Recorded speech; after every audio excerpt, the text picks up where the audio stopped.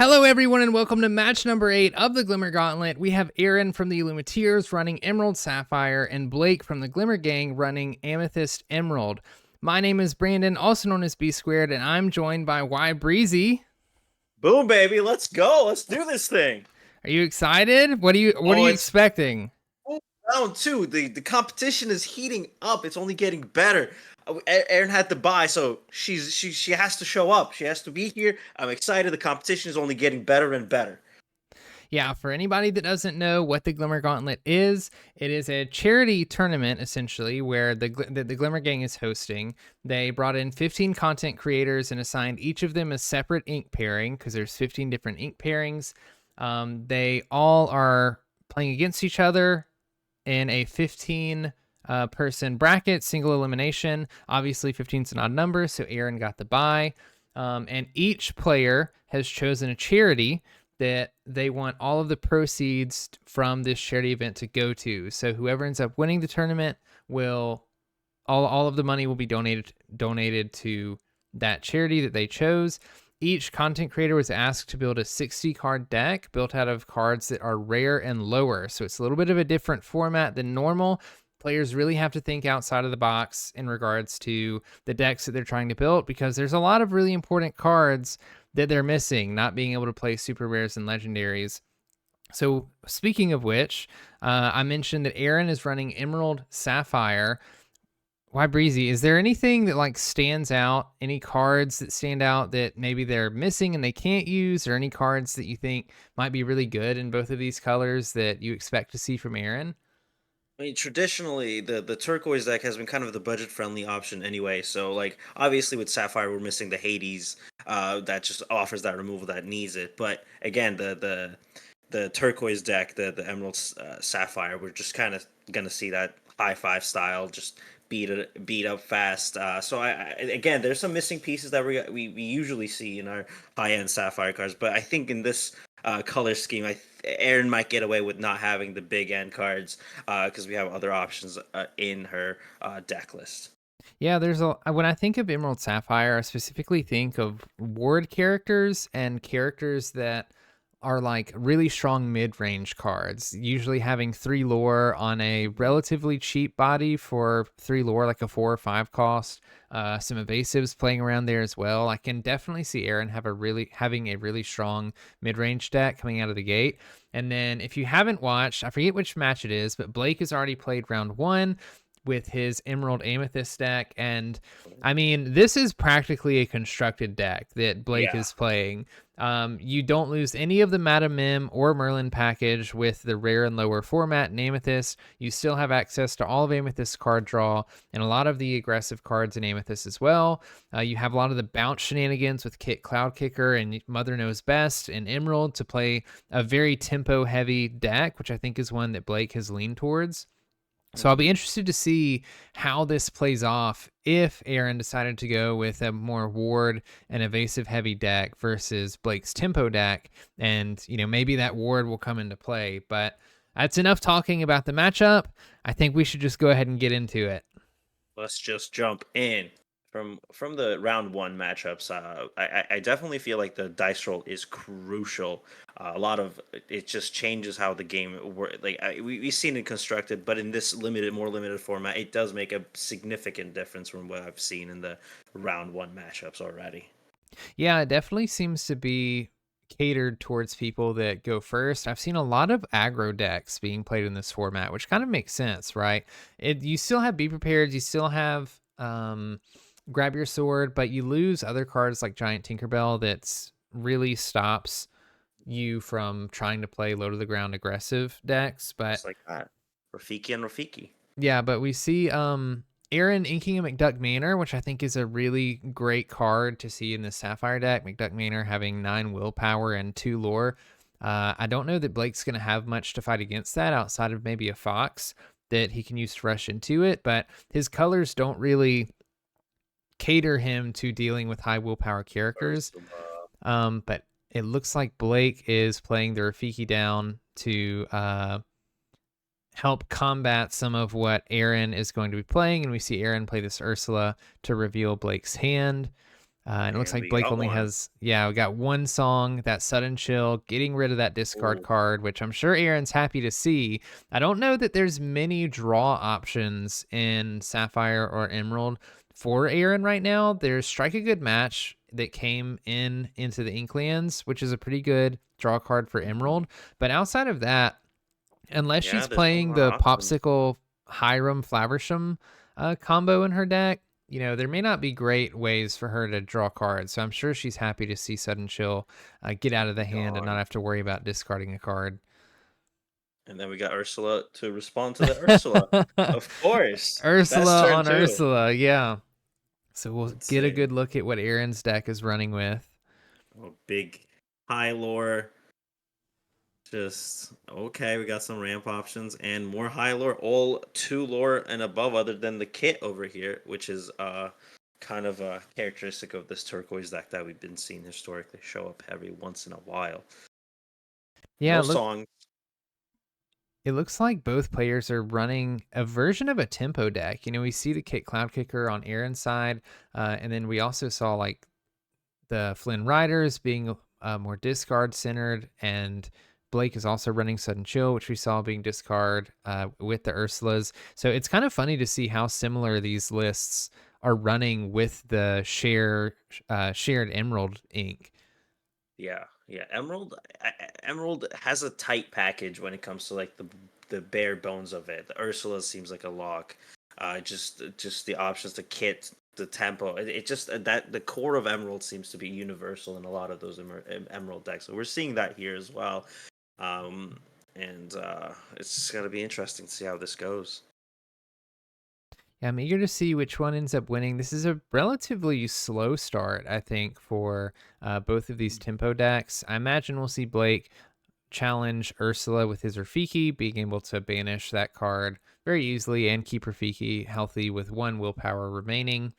But Erin has placed the Winnie the Pooh, which can quest for 2, and when he quests, you get to ink a card, I believe, off the top of your deck, which can help Erin ramp a little quickly, maybe get a head start on Blake. Ooh, the kit. The kit will be able to bounce off both of those cards. Definitely gonna go to the Winnie the Pooh option here to kind of stop that race to get that extra two lore and the ramp up that Winnie the Pooh would offer next turn, which is really really good. Yeah, I mean, this is a really great tempo play from Blake. I think he's been able to essentially clear Aaron's board, being able to bounce the Winnie the Pooh back to hand. It essentially wasted Aaron's previous turn playing the Winnie the Pooh, wanting to ramp and ramp into some cards and gain some lore. That's a very strong tempo play on Blake's side. I think he's very far ahead here on board Hmm. state, and I'm interested to see how Aaron tries to come back from this. And if you remember correctly, Aaron also has a kit in hand, which kind of you don't want to use in this board situation where any of those bounces are on play abilities with Ursula and Kit, and you don't want to heal your Rafiki, so that's a dead card basically in the hand as well, which another tempo advantage that Emerald Amethyst is having right now. Yeah, that's one of the advantages of a card like Ursula Deceiver, where you get to look at your opponent's hand. So I'm sure Blake is thinking those things, right? Like when he's playing cards, he knows that Aaron has a Kit Cloud Kicker in hand. Probably doesn't want to play cards that would uh, benefit Aaron to bounce from Kit Cloud Kicker, knowing that he can play these Hmm. cards and she's not going to want to bounce him. Like you said, essentially makes Kit Cloud Kicker a dead card in Aaron's hand. But we do see Aaron play McDuck Manor, which is a little bit interesting because, like I mentioned earlier, Blake's deck doesn't have great ways to deal with this card. Rafiki can challenge for 3, Ursula can challenge for 1, and Kit can challenge for 2, totaling for 6 willpower, which isn't going to be enough to take care of the McDuck Manor this turn unless Blake has a Madam M Fox in hand that he's able to bounce something with, which wouldn't be great either because then he, like we just mentioned, you don't want to bounce these cards from Blake's board state, but it looks like he Rabbit doesn't draw. have the fox. He is going to play the rabbit though to draw, just continue building a board, which honestly I kind of like. Aaron doesn't have any Hmm. characters on board right now, so Blake knows that he can pretty easily just continue building the board, continue questing, with his characters gaining a lead on Erin. Because even though McDuck Manor has all that willpower and has a lot of lore, it's only getting 2 lore a turn, where Blake has 4 lore worth of characters on board currently. Just like that, he got the 2 lore. There's so much more on the board. Yeah, Aaron is in a tough spot because unlike any other matchup with potential removal, going wide against this is kind of a good option no matter what, because Sapphire and Emerald doesn't have like a AoE type of grab your sword effect or any removal that will directly deal with those headache cards like Rabbit or Rafiki even. Yeah, you're totally right. Not only does Sapphire Emerald not have any cards that can deal with a large board state or have an AoE effect, I Oh also my don't. Oh, god. there he Wait a is. second. Oh my goodness. Okay. Now we got game in our hands, ladies and Oh, gentlemen. okay. This is the Does this greatest thing. change things? This changes everything I said back. We are unstoppable. I am so sorry. We'll have to see if the Emperor lives up to his name. Oh, he will.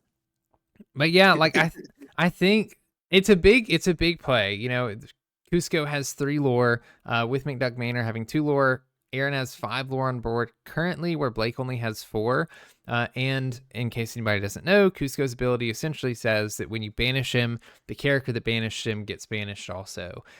So I'll be interested to see how Blake responds to this. Cusco having ward means he's not going to be able to bounce him with anything back to Aaron's hand. Mhm. He's likely to stick around.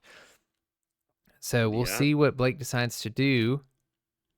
And it's a very annoying situation for Eric because now Aaron has 5 lore on board guaranteed next turn unless he stops the race for himself and just tries to get rid of the manor, which then Cusco is going to just pick up the pace and just give her the 3 lore. So in a tempo game right now, even though it looks like Aaron is in trouble, though those big numbers are going to come in very, very handy. I am a little biased. However, I think that those big numbers are going to come in handy, especially trying to pick up the pace.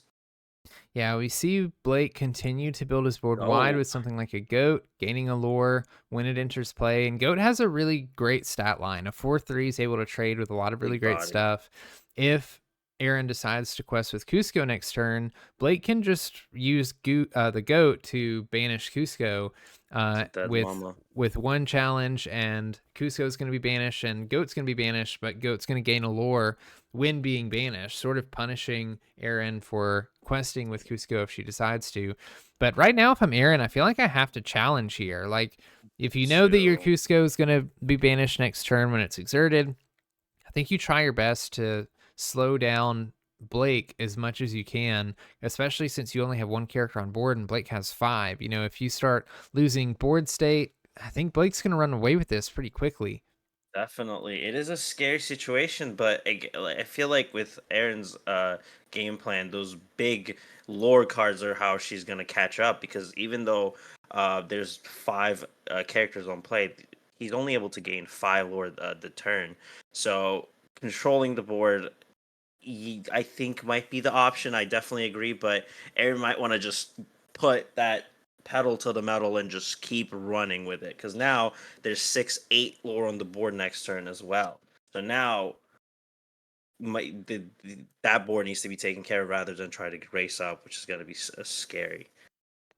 Yeah, this definitely looks like it's where Aaron's deck starts ramping up. No pun intended, but like you're at 5/4 ink, you can start playing those really big, really high lore characters that Emerald and Sapphire have within those ranges. Mhm. And like you said, there's 8 lore on board next turn, which would put her up to 16. You know, she's getting dangerously close to 20 at that point. And Blake is pretty close in that he has 7 lore currently, and he has a couple characters on board, but Erin might be able to outrace him if she just keeps questing and Blake leaves it Oh, unanswered. So go he may trace have to the take his turn to banish Cusco, which we see him doing, and try to answer Aaron's board as best as he can. I think he can take out both the Cusco and the McDuck Manor this turn if he wants to. Yeah, I believe so. But will he keep on racing? What do you think is going to be the better move here? Do you want to be controlling the board? I think you're probably okay to control the board right now. I don't know Yeah, that you can race Erin currently. there we go. We And got the manor. Erin had more lore on board than Blake did, even with the Manor on there. So I think taking out the Manor is a good call with the Mm-hmm. Rafiki. And then I think he's just going to quest out for 3 more here, going up 11. to 11. And now Erin is only left with the Mad Hatter. I don't think she particularly wants to challenge with the Mad Hatter. Typically, you want the Mad Hatter to be Yeah. challenged so you can continue to draw cards. And one of the things that Aaron's Oh, deck another doesn't have, go. another goat is Oh, big. That's essentially another guaranteed 2 lore for Blake, which is getting him really, really close to 20 right now, already being at 12. That's a pretty dangerous spot to be because he has 5 lore on board currently and put him up to 17 next turn. And Amethyst has all kinds of ways that they can gain lore instantly if he has a spell book or if he's playing boss on a roll. there are options available. That is a tough spot. The second goat is going to be a headache to deal with. Yeah, those goats are pretty See, nasty with the 4 strength specifically, just being able to challenge and banish most of the stuff that Aaron's going to end up playing.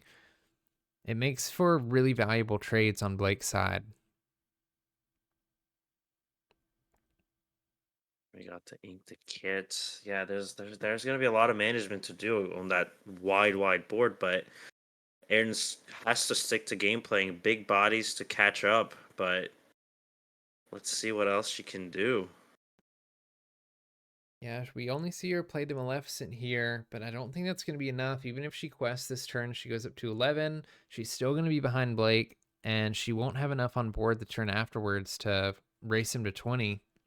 That's 11. Next turn, it's only 6. That's a tough situation. And then passes turn. Oh, yeah, the goat just being able to remove all the bodies and just gain a lore at the end is very problematic. Yeah, it's even difficult here because Goat still survives the challenge into the Mad Hatter. So he's essentially going to be a 2-for-1 card, taking out the Mad Hatter and then requiring Erin to use a card herself to take out the goat as well. As we mentioned, there's not a card that Sapphire has that or Emerald has that can deal with a wide board like this. So it would really require Erin to have a couple characters on board. I don't think there's any rush characters in those colors either. So Erin's in a No. really tough spot right now with the amount of board presence that Blake has created. Yeah, quest all. Why wouldn't you? Yeah, I think Blake's Just just push for deciding game. to, yeah, just 17. race Oh, Erin here up to 17. I can't 8. think of Might as well much. call it 18 with goat. It's Yeah, just. exactly. And, oh, Oh, wow. More. Oh, yeah, that is. Yeah. yeah. Queen's Castle coming down with 7 willpower and 2 lore. That's going to be gained immediately on Blake's beginning of his turn. So Just if moving. Erin even can get rid of the goat, that's going to push the goat, or that's going to push Blake to 18 lore. And then the Queen's Castle would just push him to 20 once it came back to his turn. Uh, Wow. I really like that rabbit play into that location because he's guaranteed a draw no matter what happens to that rabbit now. If the rabbit gets banished, he draws. If it stays, he also draws. I think that's a really nice little play he gets to do with that decision. Yeah, Erin's gonna draw a card, and I guess she could. There are a couple emerald cards that will bounce cards to hand. I suppose she could play a few of those and maybe slow down Blake enough and challenge enough Maybe things to, you know, buy one more turn. But she'd need some really specific cards in that scenario. There's maybe, we could let it go something. You could Mother Knows Best. let it go would be the best option here with the board state, but that's a tough one because she wants to quest, but she can't. And Yeah, I don't think she's going to be able to quest at all this turn. She wow, has to deal with Blake's board, and it's likely going to require everything that she has.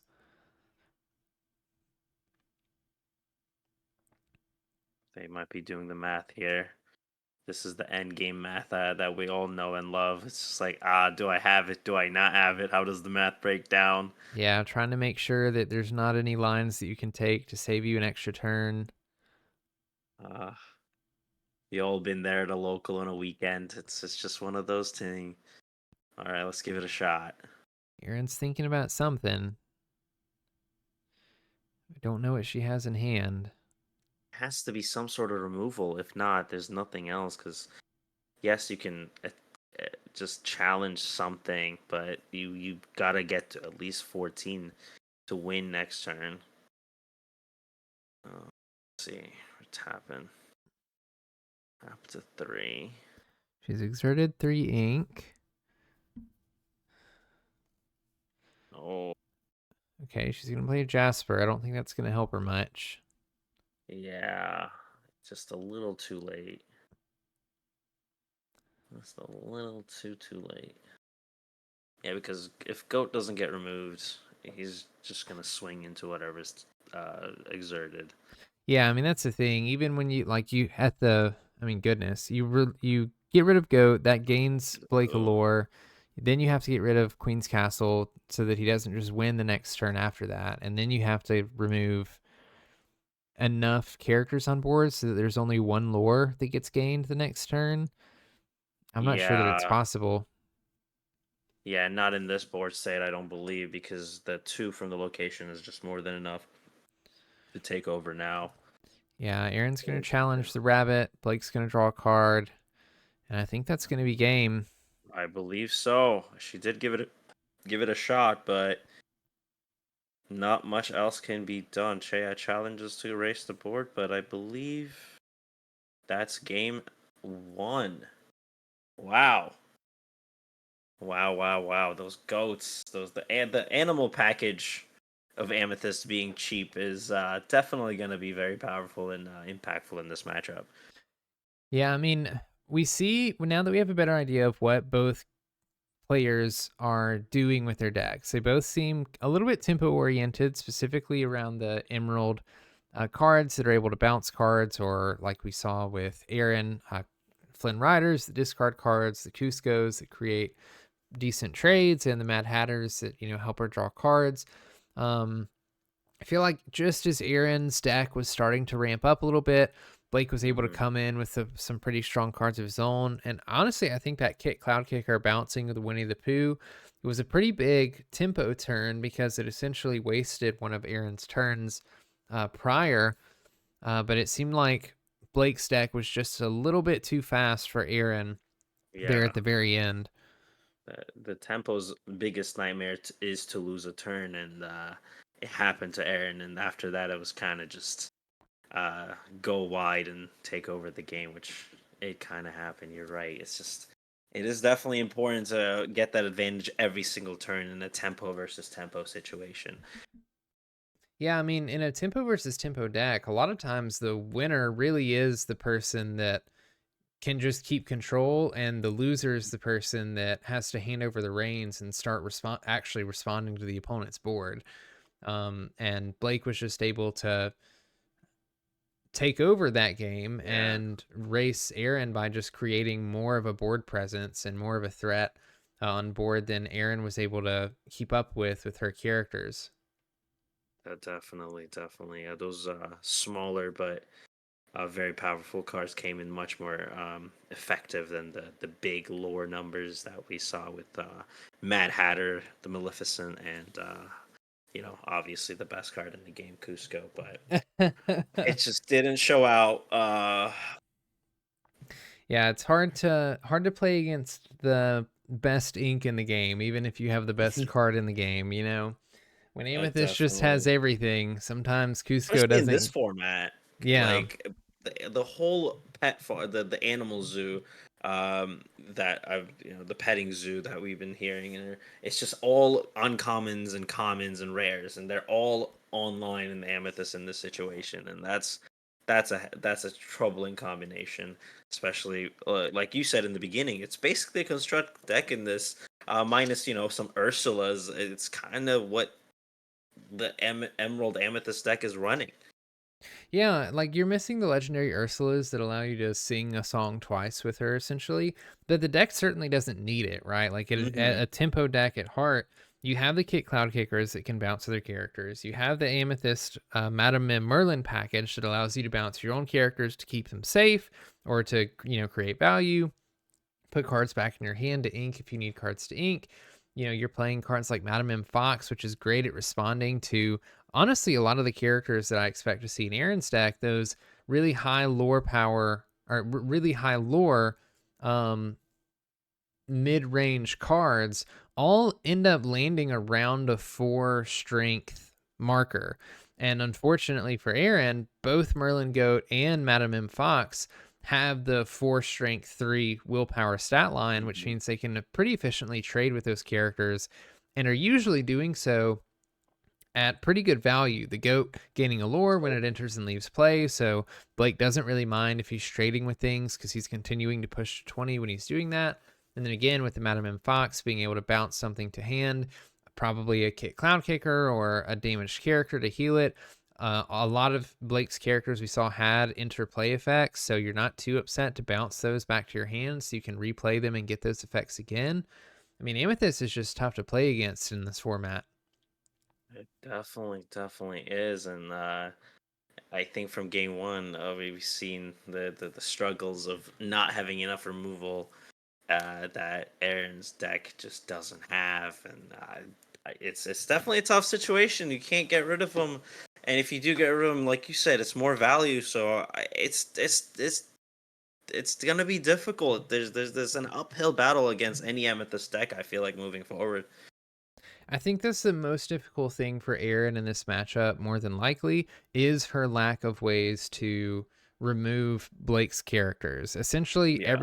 every way that she has to do so either requires her to bounce Blake's characters back to hand, which may not always be the best thing, or to use a card like Let It Go, which you can't even play until turn 5 unless you're able to shift a character out.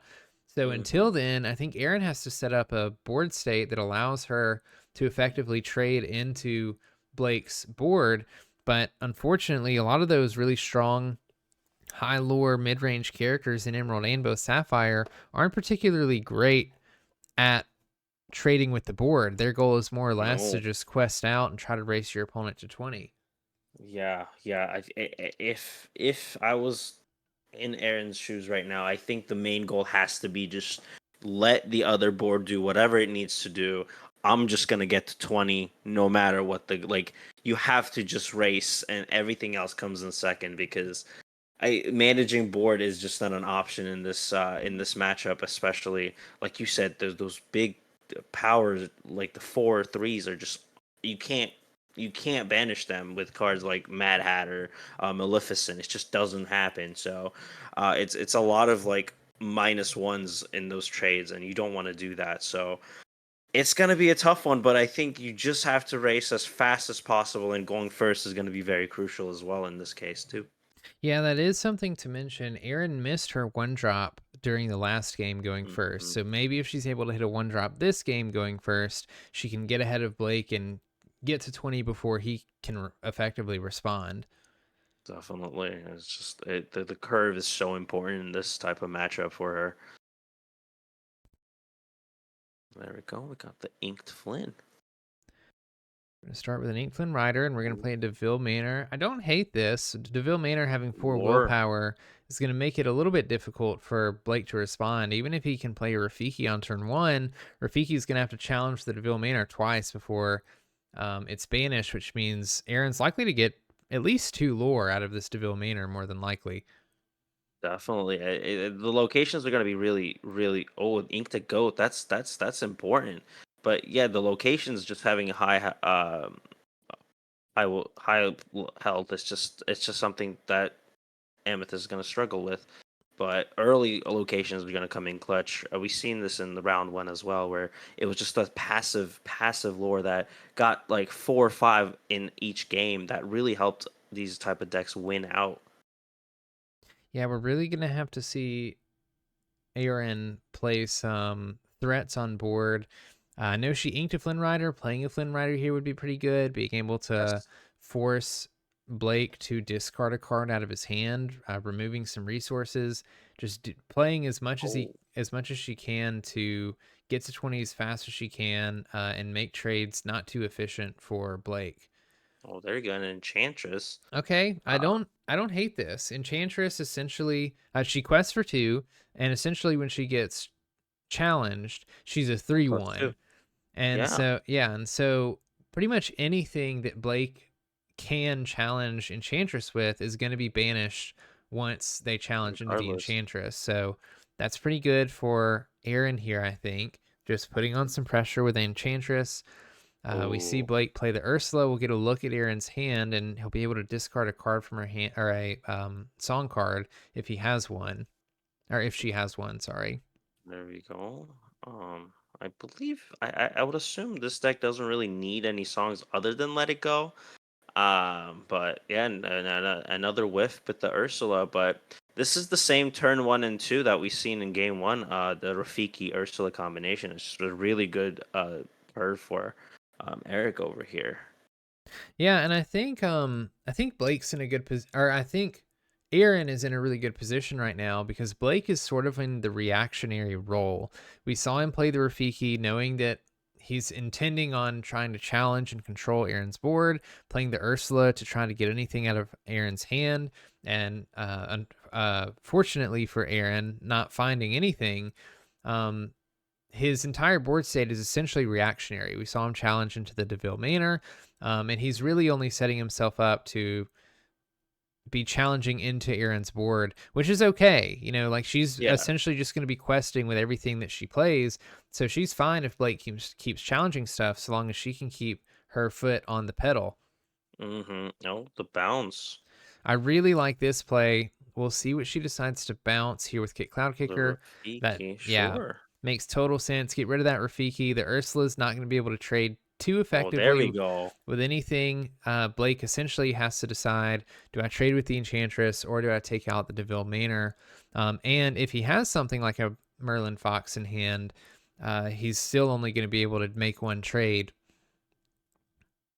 which is good Oh, for Erin, just continuing to put pressure on and questing turn after turn. yeah, bouncing back Blake's Rafiki really just kind of gets rid of that. I mean, it's gonna help Aaron get that pace even more. Now there's four lore on the board. There's not much Blake can do to stop it next turn, and it's just gonna help gain that early advantage that the Emerald Sapphire deck really is looking for.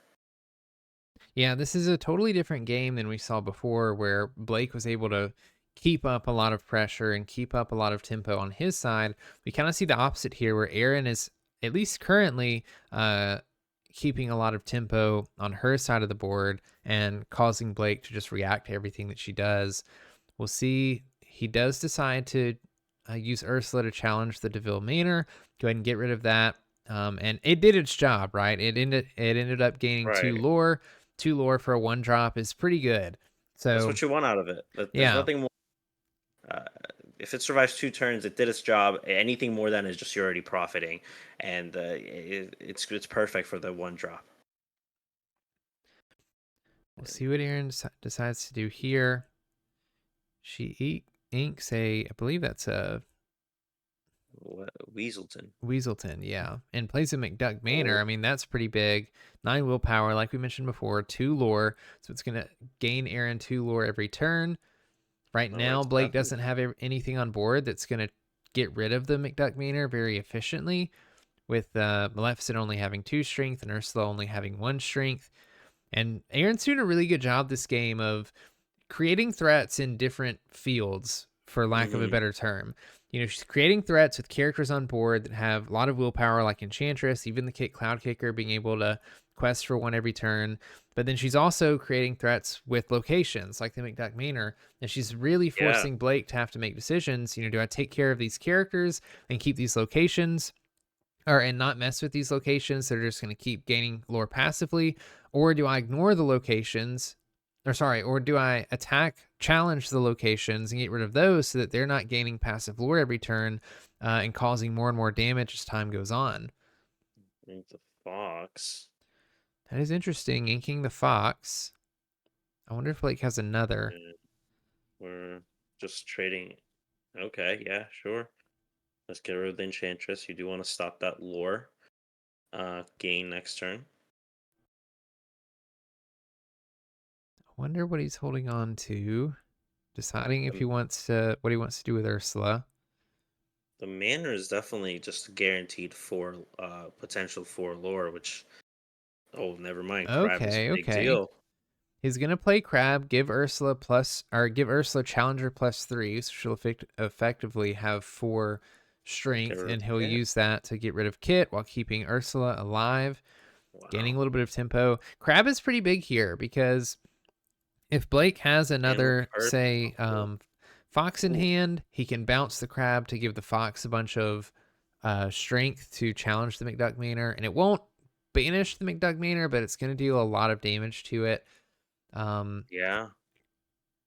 Crab really helping him increase those strengths to get rid of those high willpower locations. Crab does answer the big question: how do you get rid of the manor?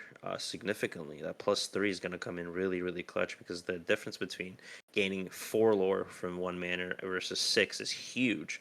So now Crab might be able to shut that down a little bit easier.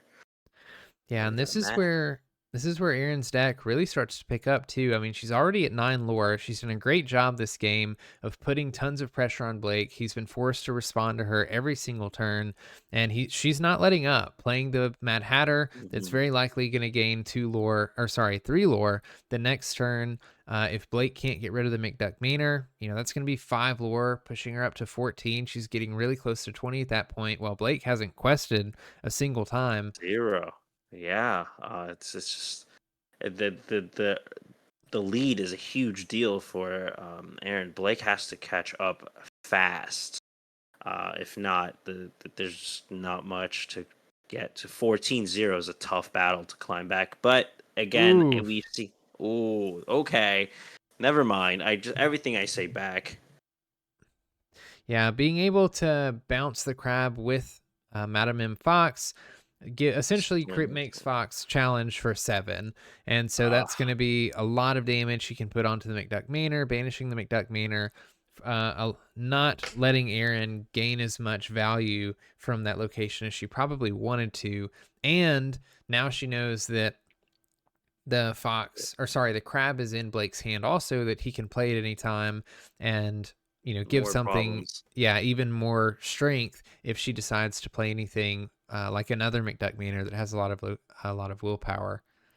Well, because now that we know Crab is available, now Ursula is a has lethal on Mad Hatter next turn. So that's a great trade you might want to be able to make. And he's deciding to force Erin to discard a card out of hand. I saw she only had 2 cards in hand there. That's pretty brutal. Wow. It's not going to give Erin much to work with to keep tempo. This is where Blake's responding is starting, the balance. Oh, I can't even think of the term. Bounce. No, like the game is changing to Blake's favor now. Like Oh, he's the starting. momentum is Yes, there you go. definitely The the momentum. momentum. Yeah, definitely. Especially when we saw the fox is just a big problem in the Amethyst arsenal, really, and just having that perfect combination to deal with the biggest headache that Aaron's board had, which was the manner, is a perfect answer to this exact situation. Yeah, And we and just got the 12. we'll see if Erin's able to draw and play enough cards to just get herself to 20. She's getting pretty close. But she's really Yeah, just going to have to play a card and hope, or draw a card every turn and play it and hope that it has a lot of lore behind it and get those quests off. And maybe she right. can sneak her way a victory before Blake's able to catch up. And on the positive side, the deck that she's playing is the high five deck, like it's been called. So having the 5 ink exactly is most of the draws. We got a Cusco. This is the greatest game of all time, ladies and gentlemen. Cusco on Um, both sides. both we're all winners, so this is going to be fantastic. Now, not only we have the package that just bounces off things. he also has a 3 lore. It's just there's so much happening on that Blake's board right now.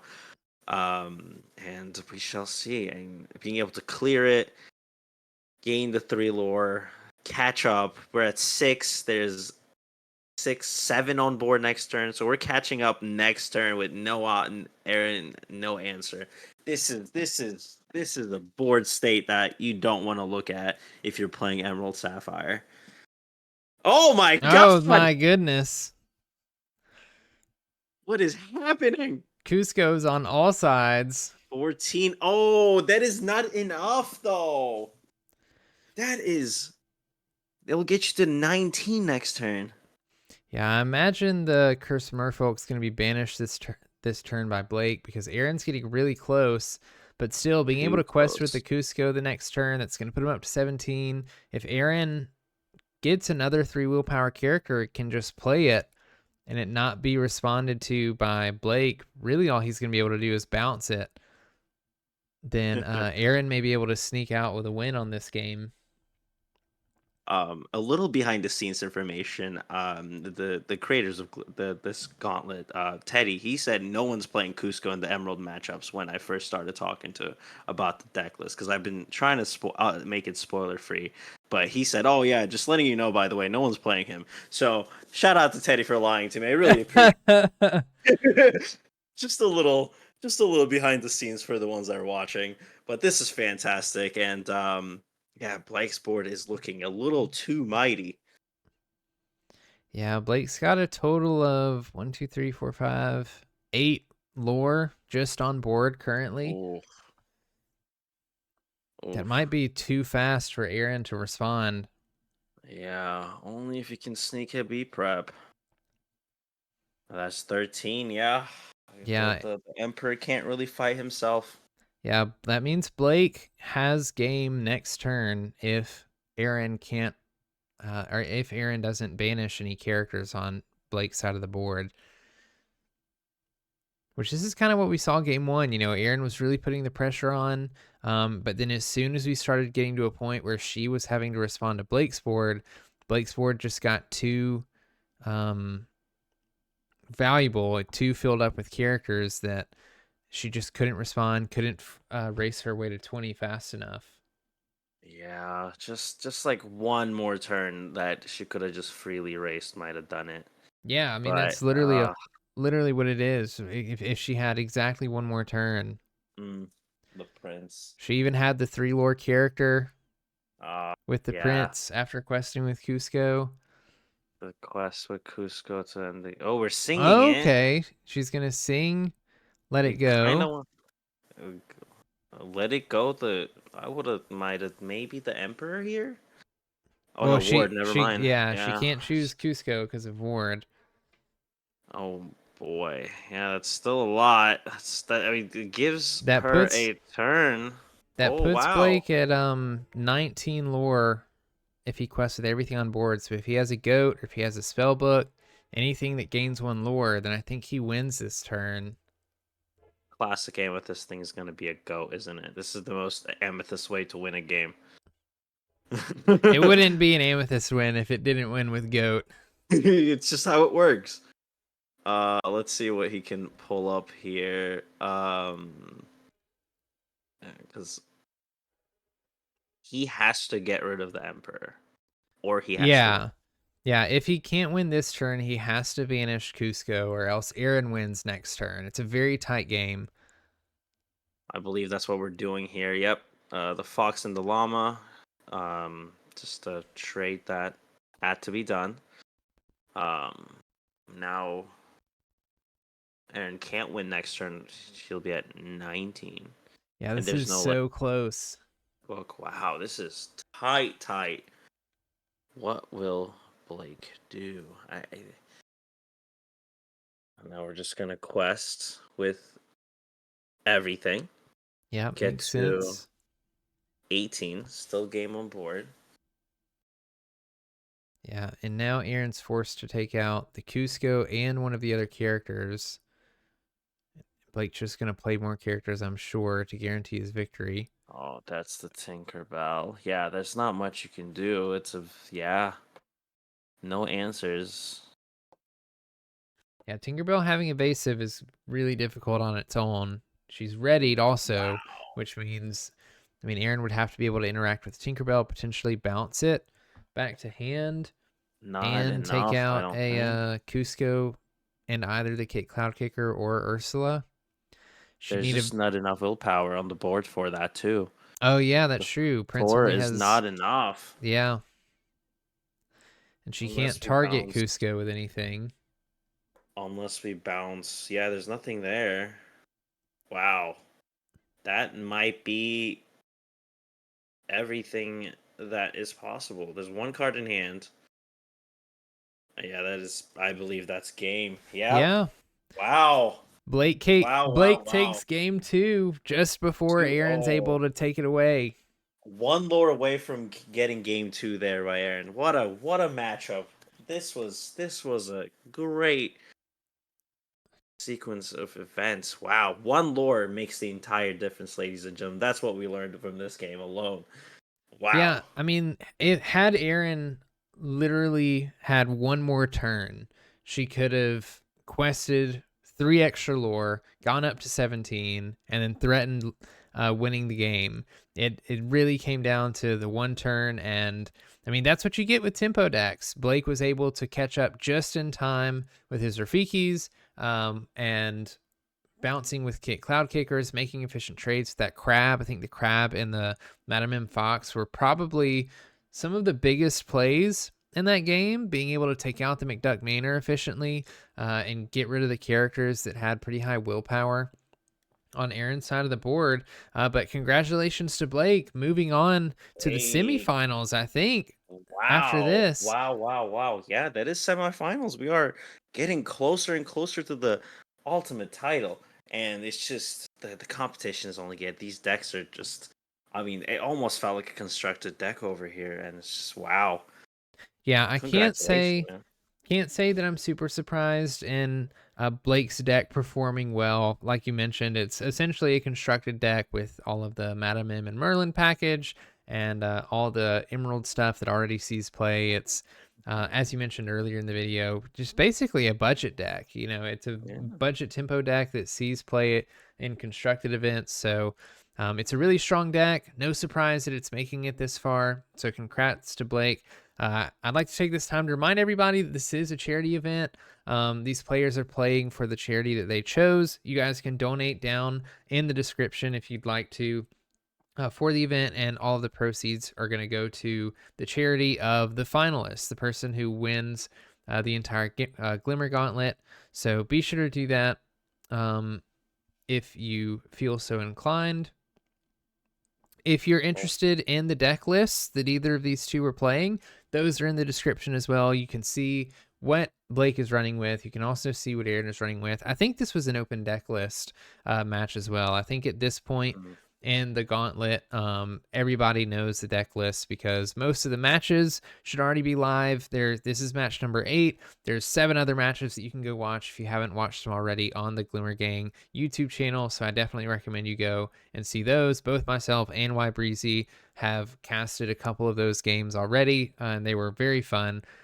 Which one did you cast, Y Breezy, of the previous I matches? had the honor of doing Amber Sapphire and Emerald Steel. I had Lee Barbs and Becky uh, fight to see who's the victor, and it was fantastic as well. It was a 3 game matchup. I think that was uh, the first round to go to game 3 there, so it was really exciting to Oh see. yeah, I love Game 3 matches. So if you guys are interested in any of those, you can go find those on the Glimmer Gang YouTube channel. If you want to follow the bracket for this tournament, you can also find that in the description. And if you're interested in any of the socials for the players that are in the tournament or for myself or Y Breezy, all of our social stuff should be in the description of the video as well. I wanted to thank everybody for watching this Glimmer Gauntlet match. Please remember to follow the gang on Twitter at Glimmer Gang Pod for all the updates and info on the event. But with that, my name is Brandon, also named as B Squared. My name is Y Breezy. Glimmer on!